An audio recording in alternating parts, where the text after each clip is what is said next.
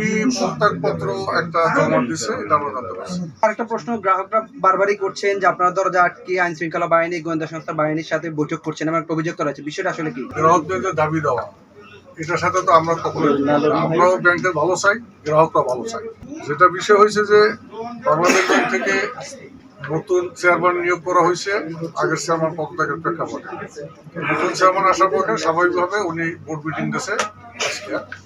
এখন যেহেতু সকাল থেকে এখানে গ্রাহকদের তারা নতুন চেয়ারম্যানকে মাইনে নেওয়া না নেওয়া ব্যাপারে তাদের যেহেতু আছে, তাদের একটা দৃষ্টিভঙ্গি আছে, ওনার এখানে একটা অবরোধ সৃষ্টি করার ফলে ওরা যখন দেখছে ফিজিক্যালি এখানে এসে মিটিং করা সম্ভব হবে না। বিকাশ পেমেন্টে 10,000 টাকার বেশি অফার, শপিং চলছে তো। তখনই তারা সিদ্ধান্ত দেয় যে জুমের মাধ্যমে মিটিংটা করা। সেই অনুমোদনটা বাংলাদেশ ব্যাংক থেকে নেওয়া হয়েছে। তখন এই পরিস্থিতি সৃষ্টি হয় না, তার আগের ব্যাপারে। এর পরবর্তীতে তো জুম মিটিং আর আমরা এখনো করতে পারি না বা করা হয় না, যেহেতু আমাদের গ্রাহকদের দাবি দেওয়া আছে যে জুম মিটিং এর ব্যাপারে আমরা যাতে কোনোভাবে ব্যাংকের পক্ষ থেকে কোনো সহযোগিতা না করি, কোনো লিঙ্ক না দিই, সেটা তারা আমাদের অনুরোধ করছে। তাদের অনুরোধের প্রতি শ্রদ্ধা রেখে সম্মান করে আমরা সেটা থেকে বিরত থাকছি। এখন পর্যন্ত সেই জুম মিটিংটা করা যায় না। এখানে আরেকটা প্রশ্ন গ্রাহকরা বারবারই করছেন যে আপনারা দরজা আটকে আইন শৃঙ্খলা বাহিনী, গোয়েন্দা সংস্থা বাহিনীর সাথে বৈঠক করছেন, এমন একটা অভিযোগ করা হয়েছে। বিষয়টা আসলে কি?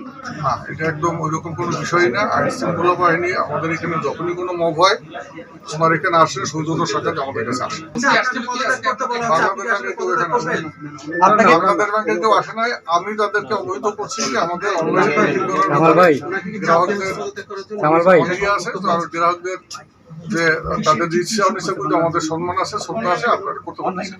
আমি পদত্যাগ করবো, আমি তো এডিশনাল এমডি, আমার পদত্যাগ পুলিশ চাপ দিয়ে কি করাইতে আমি পারে? এমডি চাপ দিয়েছিলাম গতকালকে। চিঠিটা ইস্যু করাইতে পারে? আমার পদত্যাগের প্রস্তাব না, আমি তো এমডি। আমরা এই এমডি কে এমডি কি পদত্যাগ করেছেন? এমডি পদত্যাগপত্র একটা জমা দিছে, এটা আমরা জানতে পারছি। এখনো হয় না?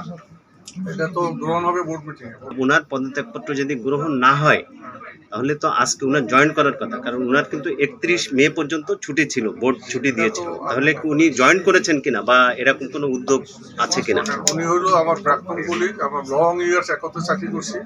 জি, ওনার পদত্যাগের বিষয় হলো কমপ্লিটলি বোর্ডের সাথে রিলেটেড, এটা ম্যানেজমেন্টের সাথে রিলেটেড কোনো ব্যাপার। আমি এডিশনাল এমডি, উনি এমডি ছিল, উনি আবার এমডি হিসেবে এসে বসে গেল, আমি কিন্তু আমার চেম্বারই আছি, এটা কিন্তু এডিশনাল এমডি ছিল। রাইট। সেটা ওইটার সাথে আমাদের সাথে বিষয় না, ওটা হলো বোর্ডের সাথে। পুঁজিবাজারে বিনিয়োগকারীদের জন্য আপনার বার্তাটা কি দিবেন? আপনার দুটো পর্ষদ মিটিং করতে পারলেন না, এই বৈঠকটা কি বাতিল করলেন না পোস্টপোন করলেন?